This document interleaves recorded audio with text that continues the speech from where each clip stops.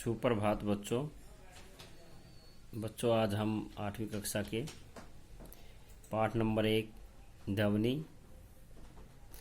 कविता की सप्रसंग व्याख्या करेंगे और मुझे आशा है आप इसे ध्यान से सुनेंगे और अपनी नोटबुक में नोट करेंगे और इसे साथ में याद भी करेंगे।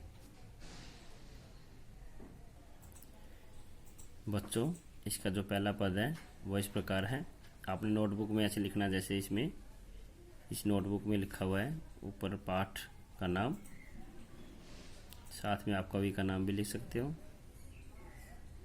सूर्यकांत त्रिपाठी निराला। सबसे पहले आप लिखोगे संकेत। संकेत के अंदर आप लिखोगे, वैसे तो एक अक्षर लिखना होता है संकेत के अंदर, पहले वाला और लास्ट वाला और बीच में डॉट डॉट, लेकिन आपने अपनी नोटबुक में पूरा लिखना है ताकि याद करते हुए आपको बुक की सहायता ना लेनी पड़े। आप इसी में देख के उसकी व्याख्या कर लो। तो सबसे पहले लिखोगे आप संकेत। तो पहला क्या है पद? अभी न होगा मेरा अंत, अभी अभी ही तो आया है मेरे वन में मृदुल वसंत, अभी न होगा मेरा अंत। ये हमने संकेत लिख दिया है। अब हम प्रसंग लिखेंगे। प्रसंग ऐसे लिखेंगे साइड में, फिर वहाँ से शुरू करेंगे। प्रस्तुत काव्यांश। काव्यांश मतलब कविता का एक अंश है, ये एक पद है। प्रस्तुत काव्यांश हमारी पाठ्य पुस्तक हिंदी की वसंत भाग 3 की कविता ध्वनि से ली गई है। इसके कवि सूर्यकांत त्रिपाठी निराला जी हैं। ये हमने प्रसंग लिख लिया। प्रसंग के अंदर क्या होता है? कवि और कविता का नाम होता है और उस कविता के बारे में थोड़ी सी जानकारी होती है। तो आगे लिखेंगे इसकी व्याख्या।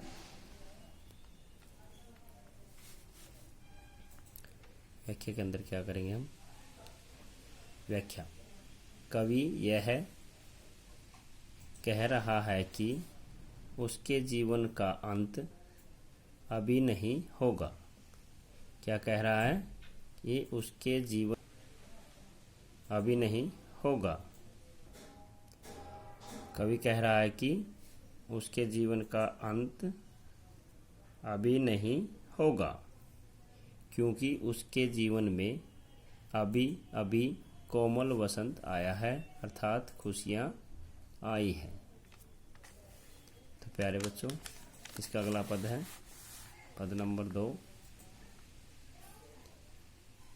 पहले लिखोगे संकेत, फिर पद लिखोगे पूरा अपनी बुक से देख के। हरे हरे ये पात, डालियाँ कलियाँ कोमल गात, मैं ही अपना स्वप्न मधुर कर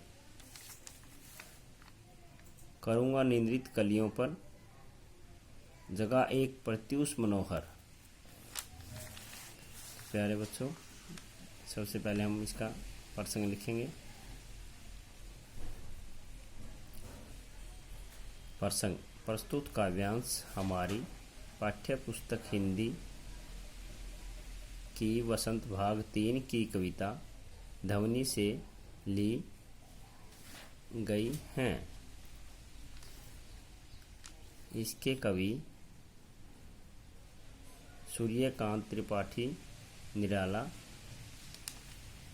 जी हैं। इसकी व्याख्या में क्या लिखेंगे हम? व्याख्या।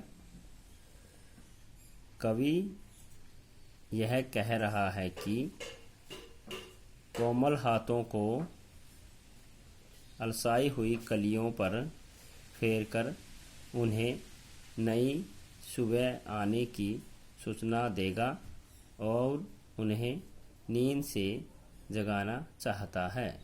तो इसमें क्या कह रहा है कवि? कि अपने कोमल हाथों को अलसाई हुई कलियों पर फेरकर उन्हें जगाना चाहता है और उन्हें नई सुबह आने की सूचना देना चाहता है। तो प्यारे बच्चों,